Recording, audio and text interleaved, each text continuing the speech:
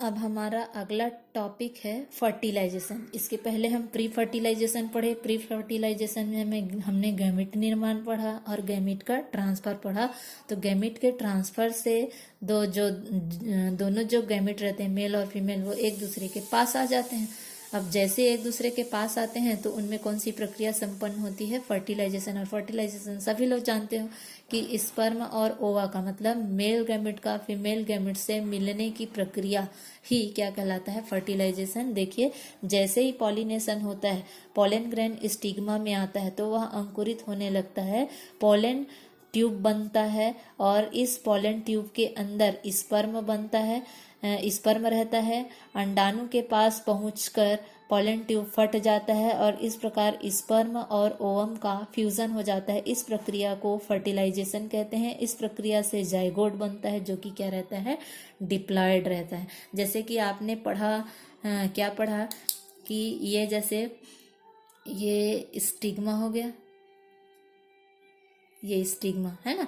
अब यहाँ जैसे गैमेट ट्रांसफर के अंतर्गत पॉलिनेशन होता है।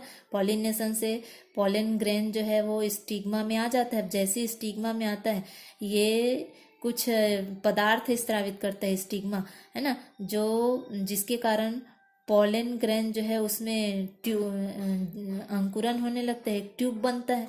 इस ट्यूब को हम कहते हैं पोलन ट्यूब। ये पोलन ट्यूब जो है धीरे धीरे स्टिग्मा से होते हुए स्टाइल से होते हुए ओवरी, और ओवरी के अंदर क्या रहता है? ओव्यूल रहता है, बीजांड रहता है, उसमें प्रवेश करता है। जैसे ही प्रवेश करता है तो पोलन ट्यूब फट जाता है और पोलन ट्यूब के अंदर क्या रहता है? स्पर्म, और यहाँ क्या रहता है? ओव्यूल। तो स्पर्म और ओव्यूल दोनों क्या होते हैं?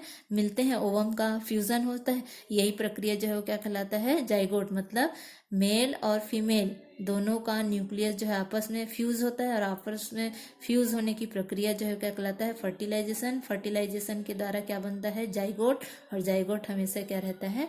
डिप्लॉयड रहता है। ठीक है। अब फर्टिलाइजेशन को दो कैटेगरीज में डिवाइड किया गया है। पहला जो कहलाता है एक्सटर्नल फर्टिलाइजेशन, दूसरा जो है वो कहलाता है इंटरनल फर्टिलाइजेशन। तो सबसे पहले हम एक्सटर्नल और फर्टिलाइजेशन और इंटरनल फर्टिलाइजेशन में क्या डिफरेंस है इसको पढ़ लेते हैं।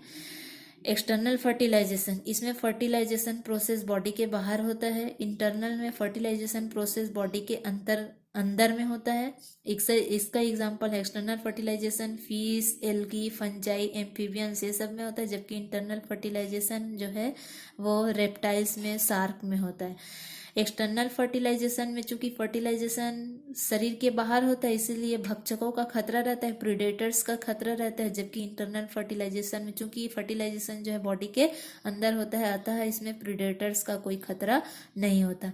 इसमें दोनों एक्सटर्नल जो फर्टिलाइजेशन होता है इसमें दोनों गैमेट्स को, है ना, मुक्त कर दिया जाता है। जबकि इसमें केवल इंटरनल फर्टिलाइजेशन में क्या होता है? केवल नर युग्मक ही क्या होता है? शरीर से मुक्त होता है। इस तरह ये फर्टिलाइजेशन में दो डिफरेंस है।